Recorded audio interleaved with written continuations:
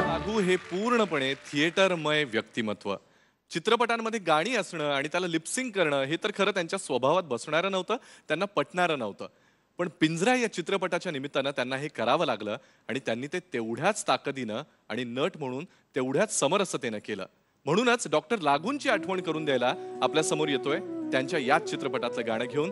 टाळ्यांनी स्वागत करूयात वैभव मांगले. दहा दिशांनी दहा मुखांनी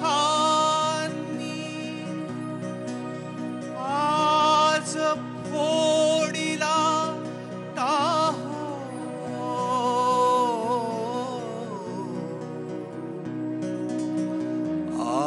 आसवात या भिजली गाथा श्रोते ऐका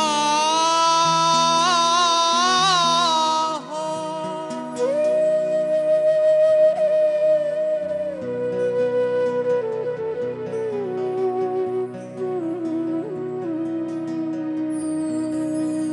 माझ्या काळजाची तार आज छेडली कशी नशिबान थट्टा आज मांडली.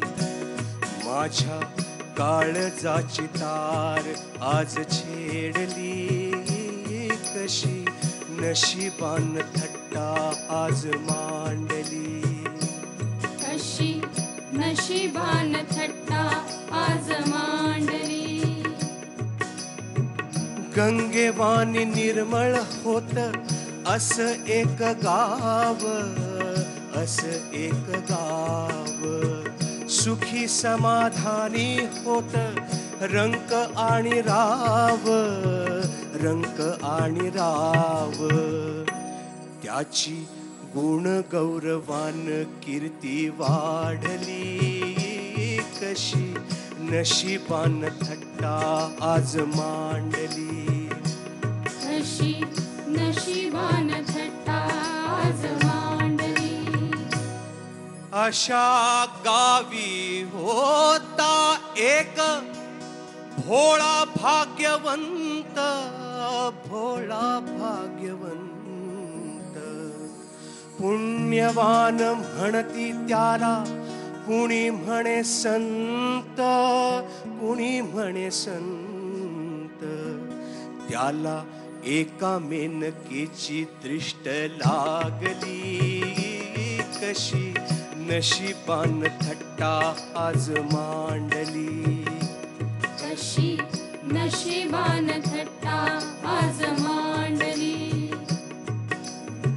सत्वशील चारित्र्याची घालमेल झाली, घालमेल झाली.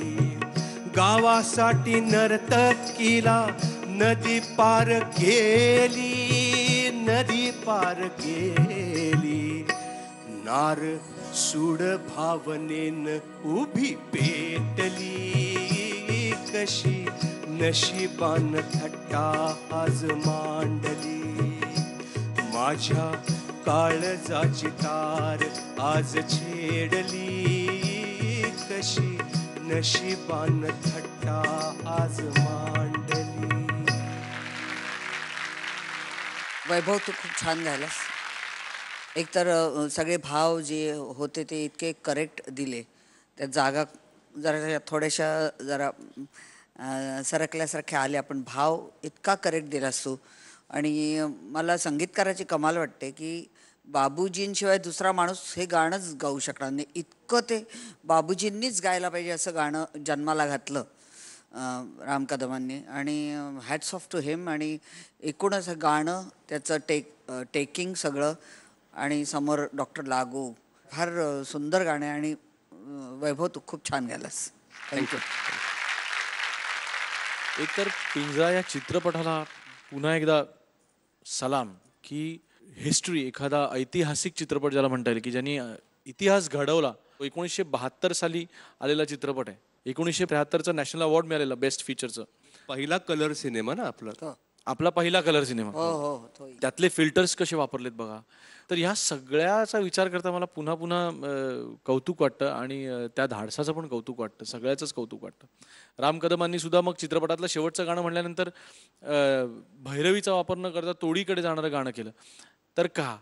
तर ह्या पाठीमागे किती विचार केला गेला असेल, किती त्याच्या पाठीमागेचे परिश्रम असतील हे विचार करून खरोखर अंगावर काटा येतो. पुन्हा एकदा त्या पिंजरा या चित्रपटाला आणि त्यामधल्या प्रत्येक शांताराम बापूंपासनं ते संध्याजींपर्यंत, श्रीराम लागूंपासनं ते त्या चित्रपटाला लाईट लावणाऱ्या त्या लाईटमनपर्यंत प्रत्येकाला एकदा खूप खूप मानाचा मुजरा. वैभव, तुझ्या गाण्याकडे येताना खूप छान गायलास, खूप सुराला पकडून चिकटून. आणि मला असं वाटतं की तुझ्या आत्तापर्यंतच्या परफॉर्मन्सेस मधले जर का मोजके पहिले 4-5 परफॉर्मन्सेस आपण जर का कन्सिडर केले तर त्याच्यामधला हा एक परफॉर्मन्स म्हणायला हरकत नाही. इतकं छान. थँक्यू.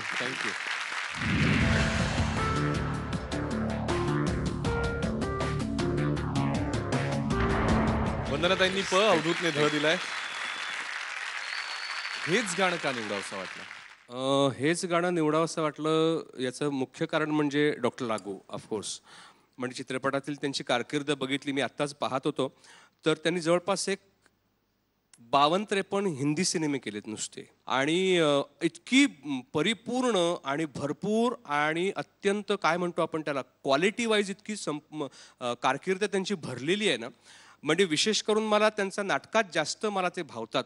हे लोक फार कमी आहेत आता रंगभूमीवर इतक्या निष्ठेनं आणि प्रामाणिकपणे काम करणं. आणि सेवा म्हणून रंगभूमी करत नाहीत, मला रंगभूमी करायला आवडते म्हणून करणारे जे लोक आहेत ना ते फार महत्वाचे आहेत असं मला वाटतं. उगा सेवाबिवाचा भाव आणू नये, मला आवडतं रंगभूमीवर काम करायला असे म्हणणारे मोजके लोक आहेत ते यापैकी आहेत. वंदनाताई, तुमचा डॉक्टरांबरोबरचा अनुभव सांगा. अतिशय अभ्यासपूर्ण मेथॉडिकल काम करणारे. मला आठवतं एकदा त्यांच्या आयुष्यात वाईट घटना घडली होती जेव्हा काहीतरी पर्सनल लॉस त्यांचा झाला आणि त्या प्रयोगाला ते आणि मी आमच्या म्हणजे मी तर कायम खुर्चीवर बसलेली होते त्या नाटकामध्ये आणि ते माझ्याजवळ येतात आणि मुलांच्यावरती टिप्पणी करताना त्यांना तो त्यांचा स्वतःचा लॉस नुकताच झालेला होता आणि ते इतके गहिवरले की वाक्य थोडंसं अक्षरशः थोडंसं म्हणजे इंचभर म्हटलं तरी झालं इकडचं इकडे झालं आणि ते जरा गहीवरून त्यांना बोलता येईना. मग त्यांनी असं आवंडा गिळला, दुःख गिळलं स्वतःचं आणि पुन्हा त्याच ईर्षेने प्रयोग पूर्ण केला. आणि तुला सांगते तो प्रयोग तो पूर्ण केला, प्रेक्षक तर हल्लेच होते कारण त्यांना लॉसही माहीत होता आणि डॉक्टरांचा अनुभव माहीत होता आणि ते जाणवलं सुद्धा. आणि नाटकात जे भरून यायचं सगळ्या लोकांना बघता बघता प्रयोग संपल्यानंतर त्यांनी आम्हा सगळ्या कलाकारांना उभं केलं आणि सगळ्यांना मिळून एक वाकून नमस्कार केला की मी चुकलो, माझ्या हातून चूक झाली रंगभूमीवर, हे असं व्हायला नको. तर आमचे डोळे म्हणजे त्याच्यानंतरच आम्ही गदगदून रडायला लागलो की हे काय करतात डॉक्टरांसारखा माणूस आमच्यासारख्या कलाकारांच्या पाया पडतोय की मी थोडंसं नाटकाच्या बाहेर गेलो थोडा आणि परत भूमिकेत, म्हणजे ही माझ्याकडून झालेली मोठी रंगभूमीची चूक आहे. आणि असं म्हणून त्यांनी आम्हाला सगळ्यांना मिळून नमस्कार केला. एक बापरे, ही घटना मी आयुष्यात कधी विसरू शकत नाही. एवढं डेडिकेशन असणारा माणूस रंगभूमीवर आमच्याबरोबर काम करायला आम्हाला मिळाला आहे आणि अजूनही त्याच ईर्षेने ते काम करतायत. Hats off to him, doctor लागू. गाणं चांगलं झालंय, गुण चांगले मिळाले. वैभव, पुढच्या गाण्यासाठी ऑल द बेस्ट.